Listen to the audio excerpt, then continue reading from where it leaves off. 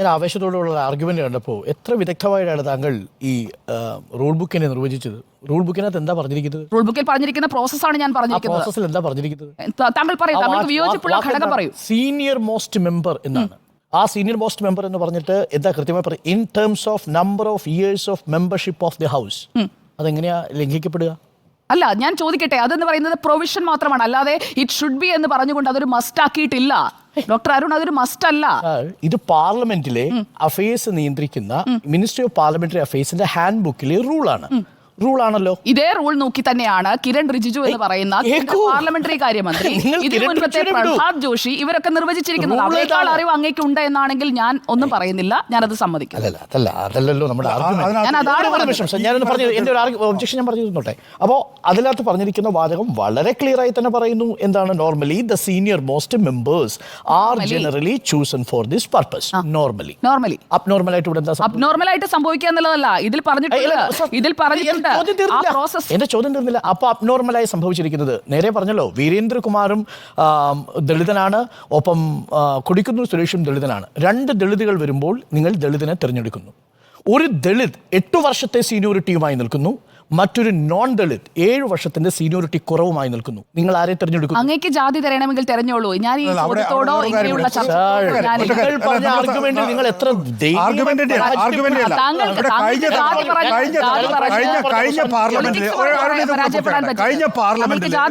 മനേകാ ഗാന്ധിയെ ആണ് രാഷ്ട്രപതി വിജ്ഞാപനം ചെയ്തത്, ദളിതനായ അല്ല.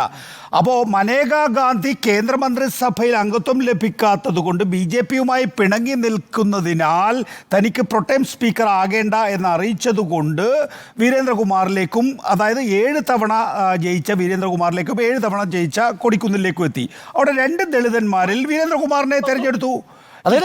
ഒരു ദളിതനല്ലാത്ത ജൂനിയർ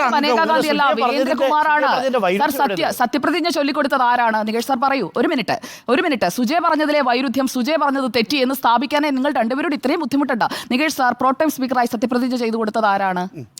വീരേന്ദ്രകുമാറാണ്. അല്ല, പ്രോട്ടൈം സ്പീക്കറായിട്ട് ആർക്ക് സത്യപ്രതിജ്ഞ ചെയ്തു കൊടുത്തത്? വീരേന്ദ്രകുമാർ ആയിരുന്നു, മനേകാ ഗാന്ധി ആയിരുന്നു 2019. അതല്ലേ പറഞ്ഞത്, രാഷ്ട്രപതി വിജ്ഞാപനം ചെയ്തിട്ടുള്ളത് മനേകാ ഗാന്ധിയാണ്. മനേകാ ഗാന്ധിക്ക് പ്രൊട്ടൈം സ്പീക്കർ എന്ന് പറയുന്ന ഔപചാരിക പദവി ആവശ്യമില്ല എന്ന് പറഞ്ഞപ്പോഴേക്കും വീരേന്ദ്രകുമാറിലേക്കും അതുപോലെ തന്നെ അതില് കോൺഗ്രസ്സുകാരനായ കൊടിക്കുന്നിലെ മാറ്റി. കഴിഞ്ഞ തവണ ഈ വിവാദം ഉണ്ടായിരുന്നില്ലല്ലോ. ശരി, രാഷ്ട്രീയമാണ്.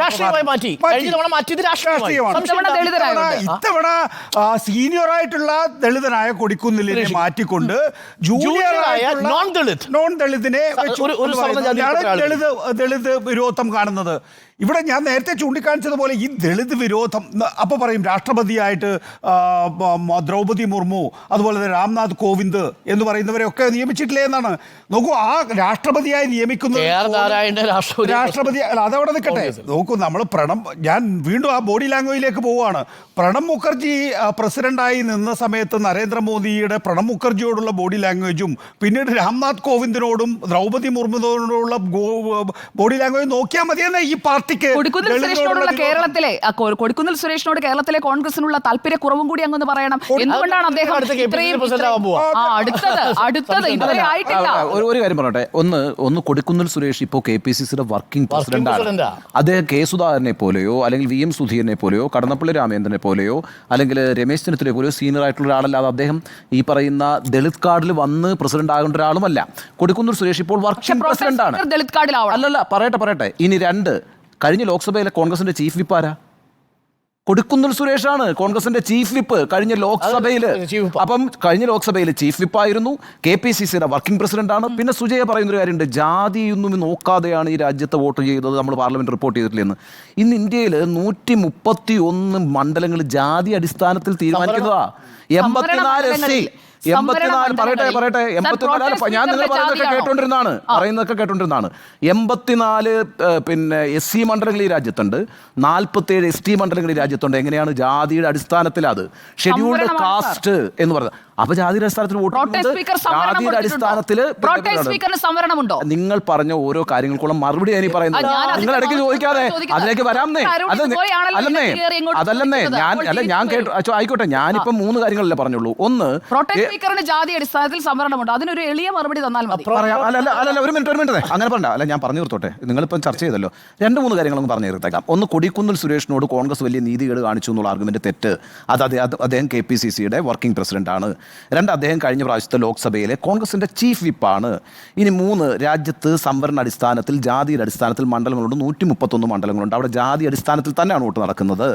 ഇനിയുള്ളത് പ്രോടൈം സ്പീക്കറായിട്ട് വരുമ്പോൾ ജാതിക്ക് സംവരണമുണ്ടോ? ജാതിക്ക് സംവരണമില്ല. അവിടെയാണ് ഒരു അപ്രോച്ച് എന്ന് പറയുന്നത്. അതായത് ദളിതനായ ഒരു മനുഷ്യൻ അപ്പുറത്താണെങ്കിൽ പോലും പ്രതിപക്ഷത്തെ ബഹുമാനിക്കാനും പാർലമെന്റിനെ ബഹുമാനിക്കാനും തീരുമാനിക്കുന്ന ഒരു പാർട്ടിയാണ് അധികാരത്തിലിരിക്കുന്നതെങ്കിൽ പ്രോടൈം സ്പീക്കർ ആയിക്കോട്ടെ കൊടുക്കുന്ന സുരേഷ് എന്ന് തീരുമാനിക്കും. അത് ജനാധിപത്യ മൂല്യത്തെ ഉയർത്തിപ്പിടിക്കുന്നതാ. വേറൊരു കാര്യമാണ് ഇപ്പൊ പറയുന്നത്. ഇന്ത്യ മുന്നണി അധികാരത്തിലെത്തിയില്ല. BJPയുടെ ഒരു വെർഷൻ ഇവിടെ പറയുകയുണ്ടായി. അതായത് പ്രതിപക്ഷ നേതാവ് പദവി ദളിതിന് കൊടുക്കും.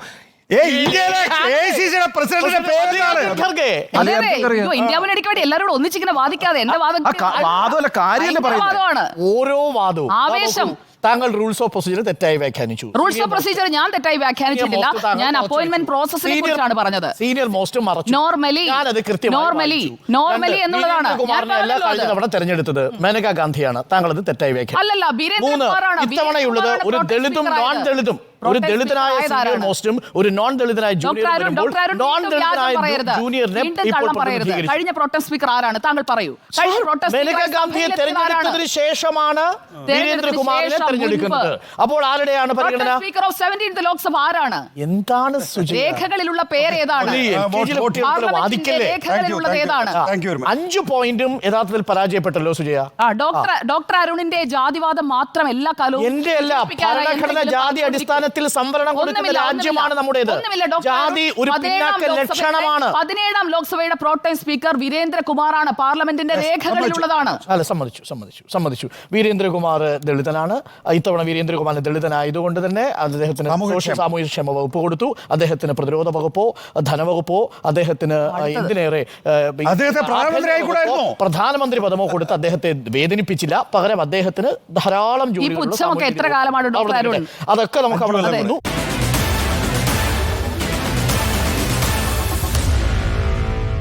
Meet the editors.